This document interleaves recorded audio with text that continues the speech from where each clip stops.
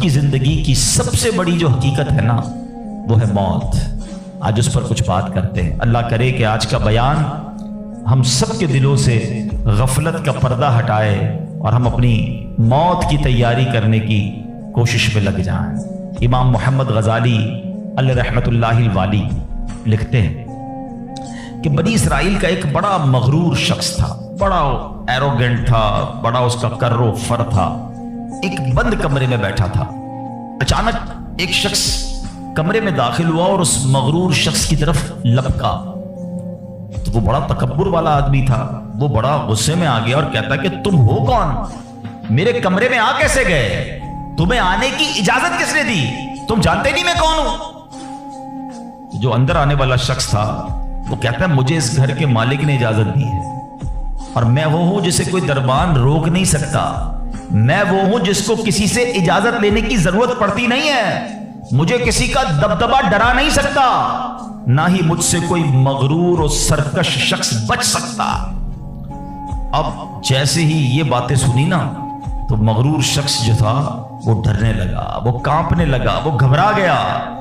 وہ کہتا ہے کہ آپ تو ملک الموت معلوم ہوتے ہیں, کیونکہ جس کو کوئی نہیں روک سکتا, جس کو کسی کی اجازت کی ضرورت نہیں ہے, جس کو کسی کا دبدبا کر و فر ریزسٹ نہیں کر سکتا, وہ ملک الموت کے سوا تو کوئی نہیں. لگتا ہے آپ ملک الموت ہیں.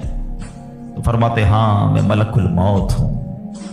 اب وہ شخص تو بڑا گناہگار تھا, وہ رونے لگا, چیخنے لگا کہ حضور تھوڑی سی مہلت دے دیں, کچھ نیکیاں کر لوں, توبہ کر لوں, اللہ کو راضی کر لوں, ابھی میری روح قبض نہ کریں. ہائے ہائے, ملک الموت فرماتے تمہاری سانسیں پوری ہو گئی ہیں, اب تمہیں کوئی ٹائم نہیں ملے گا. اگر تم نے, وہ پوچھتا ہے حضور مجھے کہاں لے جایا جائے گا مرنے کے بعد. فرمایا اس مقام پر جہاں تو نے اعمال بھیجے ہیں, اس گھر کی طرف جو تو نے تیار کیا ہے. وہ شخص کہے گا حضور میں نے تو کوئی گھر تیار نہیں کیا, کوئی نیکی آگے نہیں بھیجی. ملک الموت فرماتے ہیں پھر تمہیں بھڑکتی آگ کی طرف لے جایا جائے گا, جہاں تمہارے گوشت پوشت وہ آگ نوچ لے گی. یہ کہہ کر ملک الموت نے اس شخص کی روح کو قبض کیا. اس کے پورے گھر میں کوہرام مچ گیا, گھر والے رونے لگے. اے میرے پیارے اسلامی بھائیوں, یہ واقعہ ہم سب کو کیا سکھا رہا ہے کہ جب موت آنی ہے نا, جب وہ وقت آ جانا ہے تو پھر ایک منٹ بھی آگے پیچھے نہیں ہو سکے گا, کوئی اس کو ڈیلے نہیں کر سکے گا, بلکہ جس حالت میں ہوں گے نا اسی حالت میں روح قبض کر لی جائے گی. ہماری موت کا وقت لکھا ہے, مقام بھی لکھا ہے, یہ چینج نہیں ہو سکتا. اگر موت سمندر میں لکھی ہے تو $2.5 دے کر بھی بندہ وہاں پہنچتا ہے جہاں موت لکھی ہے. اگر موت کشتی سے ڈوب کر ہونا لکھی ہے تو 22 لاکھ دے کر بھی سینکڑوں لوگ ہمارے وطن سے جاتے ہیں اور ان کی موت یورپ کے سمندر میں جا کر ہو جاتی ہے. اللہ پاک جو بھی ان میں مسلمان ہیں سب کی مغفرت فرما. مگر میں نے اور آپ نے اس سے عبرت کیا لی کہ بندہ وہاں پہنچے گا جہاں اس کی موت لکھی ہوئی ہے. ایک بار حضرت سلیمان علیہ نبینا علیہ الصلوۃ والسلام کی بارگاہ میں ایک شخص بیٹھا تھا. آپ کی بارگاہ میں ملک الموت آیا اور اس شخص کو ذرا گھور کے دیکھنے لگے, واپس چلے گئے. وہ شخص کہتا حضور یہ کون تھے جو آئے تھے اور مجھے گھور کے دیکھ رہے تھے؟ فرمایا یہ ملک الموت تھے.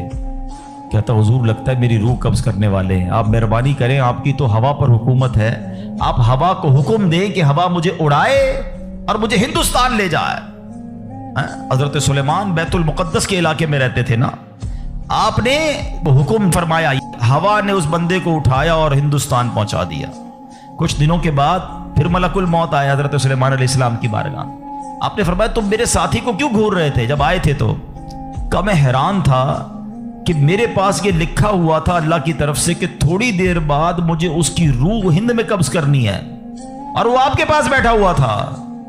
اللہ اکبر. حضرت سلیمان نے کہا میں نے تو حکم دیا اور ہوا نے اسے ہند پہنچایا, اور جب وہ ہند پہنچا تو پرٹیکولر ٹائم پر اسی مقام پر اس کی روح کو قبض کر لیا گیا.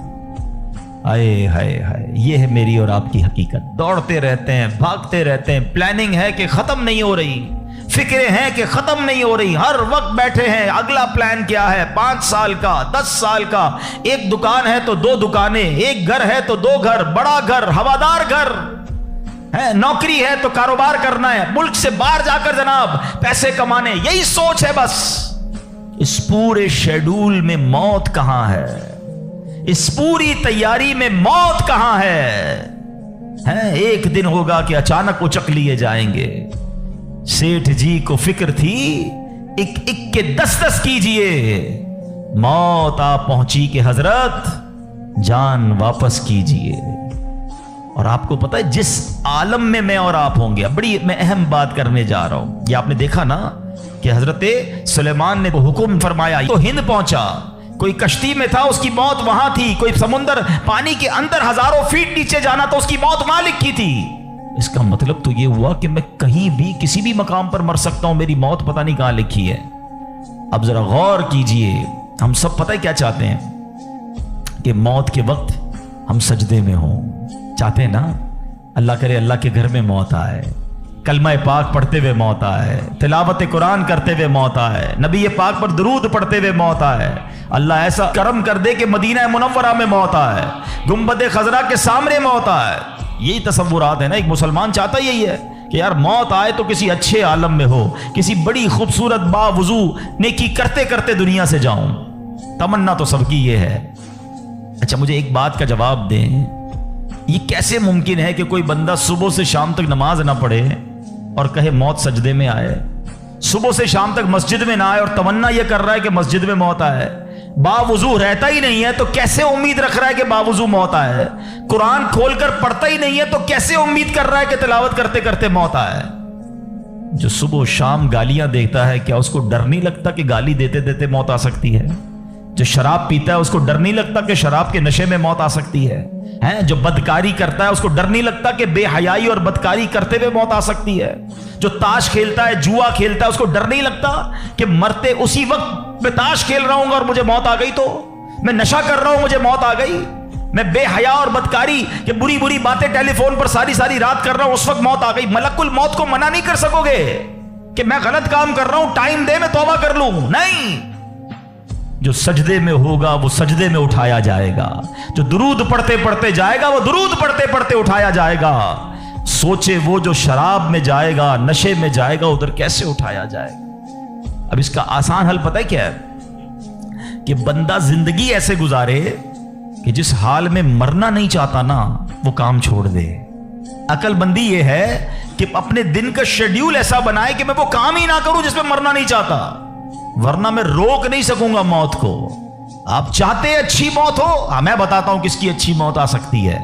जो माशाल्लाह 5 टाइम पाबंदी से नमाज पढ़ता है, जो रोजाना तिलावत कुरान करता है, जो बार बार तस्बीह निकालकर तस्बीह भी पढ़ता है, दुरूद भी पढ़ता है, जो दुकान पर भी जाता है तो नमाज का टाइम हो तो नमाज के लिए खड़ा हो जाता है, जो हलाल रोजी कमाता है, जो गुनाहों से अपने आप को बचाता है। अरे उसकी तो 24 घंटे में कभी भी मौत आनी है। सुभान अल्लाह, वो रात को सोता है तो बावजू सोता है, इस नीयत से सोता है कि फजर में उठना है। रात को भी जाएगा तो इंशाअल्लाह शहीद का मर्तबा पाएगा। दिन में किसी वक्त मौत आएगी तो कोई अच्छा ही काम कर रहा होगा ना। अब आप सोच लें किस आलम में मरना है। अच्छा एक और दिल पर चोट करने वाला जुमला सुन लो। कौन कौन चाहता है मरते वक्त जबान पर कलमा तैयबा जारी हो? हाय हाय, फजीलत पता है कैसी है?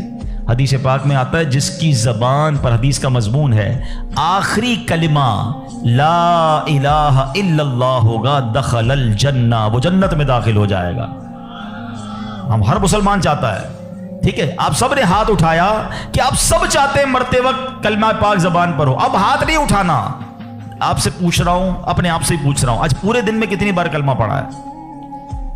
इस पूरे हफ्ते में कितनी बार कलमा पढ़ा है? अजब कहानी है हमारी, यकीन करें अजब कहानी है। मरते वक्त सबको कलमा चाहिए, जिंदगी में कलमा पढ़ने का टाइम नहीं है। अल्लाह अकबर। सकरात को जानते हो कैसा होगा? जबानें सख्त हो जाएंगी, बंदा इतनी तकलीफ में होगा कि कोई लफ्ज ही नहीं निकलता मुंह से। हमारा तो बुखार में लफ्ज नहीं निकलता, सकरात की क्या बात करूं मैं। जिस वक्त जबानें भारी होंगी कलमा कैसे अदा होगा जब तुमने जबान को आदी नहीं बनाया। हाँ, एक बुजुर्ग का बड़ा प्यारा कॉल मैंने सुना था, वो फरमाते हैं अपनी जबान को कलमे का आदी बनाओ, جس وقت سکرات کا عالم ہوگا، زبان بھاری ہوگی، اس وقت بھی کلمہ جاری ہو جائے گا۔